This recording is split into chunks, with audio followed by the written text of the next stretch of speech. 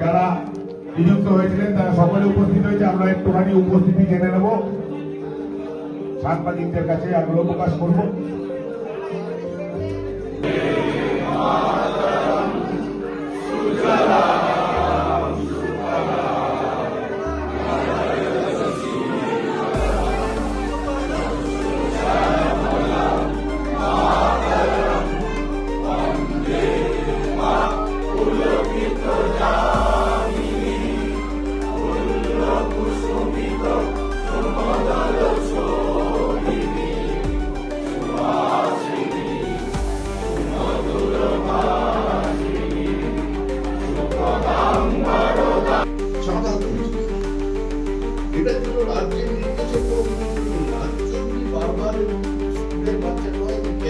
আজকে কি হলো দাদা? আজকে আমাদের সাংগঠনিক বৈঠক ছিল এবং সারা আমাদের হুগলি সাংগঠনিক জেলার সমস্ত মণ্ডল সভাপতি থেকে শুরু করে যে সমস্ত কার্যকর্তাদের ডাকা হয়েছিল সবাই এই শীতের দিনেও বিভিন্ন প্রান্ত থেকে এসেছে, সকাল 10টার মধ্যে পৌঁছে গেছে। তাদের উৎসাহ, তাদের উদ্দীপনা এবং তাদের দলের প্রতি যে ভালোবাসা সেটা থেকেই বোঝা যাচ্ছে যে আমরা আগামী যে 26-এর নির্বাচন, সেই 26-এর নির্বাচন আসছে। আর মূলত আমাদের আজকে আমাদের রাজ্য সভাপতি, আমাদের সবার প্রিয় অনিরুদ্ধ শ্রমিকদা এই বৈঠকে উপস্থিত। বলছি, আজকে বৈঠকে মূলত কি বার্তা দেওয়া হলো?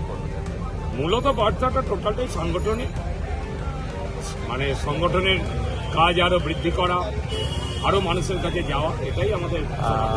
রাজ্য সভাপতি আসার পর বন্দে মাতরম গান শুরু হয়েছিল, কয়েকজন কর্মী দেখলাম অসন্তোষ প্রকাশ করছে, তাদের ডেকেও বসতে দেওয়া হয়নি। অসন্তোষ কিছু না, এই মিটিংগুলো আমাদের একটা ক্রাইটেরিয়া থাকে, কাকে কাকে আসতে হয় সেটা বলা হয়।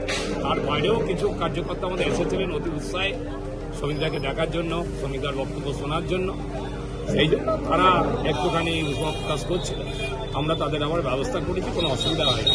আমাদের কর্মীরা সবাই সুশৃঙ্খলভাবেই বক্তব্য শুনেছে মিটিং।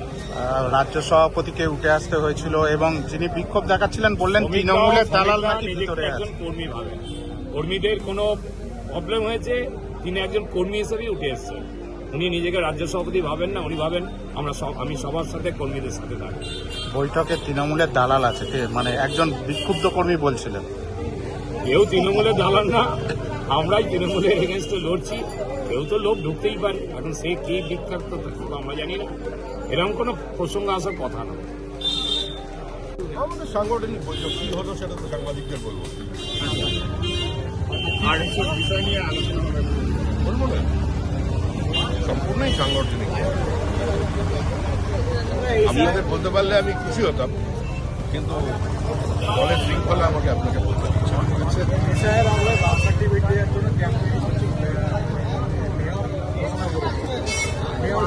একদিকে মেয়র ক্যাম্প তৈরি করছেন, অন্যদিকে বাবা ভাড়া দিচ্ছেন। পশ্চিমবঙ্গে এখন বাবা ভাড়াটাই চলছে। আমরা যাত্রা দেখেছিলাম বাবা কেন চাকর, এখন নতুন যাত্রা আসছে শ্বশুর হলো বাবা। চারিদিকে চলছে, বার্থ সার্টিফিকেট দেওয়ার হিড়িক পেড়েছে, এটা অনেকদিন ধরেই চলছে বিভিন্ন সীমান্তবর্তী জেলাগুলো, গ্রাম পঞ্চায়েতে। এখন ক্যাম্প করে মানে জন্মের ঠিক ঠিকানা লিখে দেবেন ফিরাদাকে। আমরা এতদিন শুনেছিলাম চিত্রগুপ্তের খাতা, বিধাতার খাতা, এসব শোনা যেত। এখন ফিরাদা কিমের খাতা উনি ঠিক করে দেবেন। আর উনি তো আগে বলেছিলেন যে সেদিনের বেশি দেরি নেই যেদিন 50% মানুষ উর্দু ভাষায় কথা বলবে, তার জন্য উনি ওনার কাজ করছেন।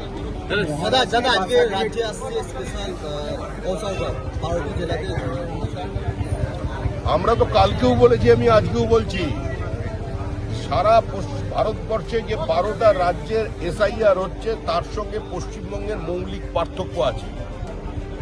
এখানে ভোট হয় না, ভোট করাতে হয়। এখানে ভোট পরবর্তী হিংসায় এই 27 দিনে বিজেপির 56 জন খুন হয়, পুলিশ FIR নেয় না।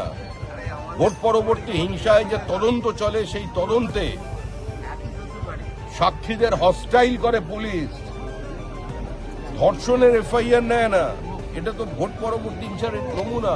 ওই বিহারে নির্বাচন হয়ে গেল, হরিয়ানায় হলো, ওখানে কার বাড়ি ভাঙচুর হয়েছে, কোন দলের পতাকায় আগুন লাগানো হয়েছে, কাকে দস্তখত দিয়ে জরিমানা দিয়ে গ্রামে ঢুকতে হয়েছে, কার মাথা মুড়িয়ে না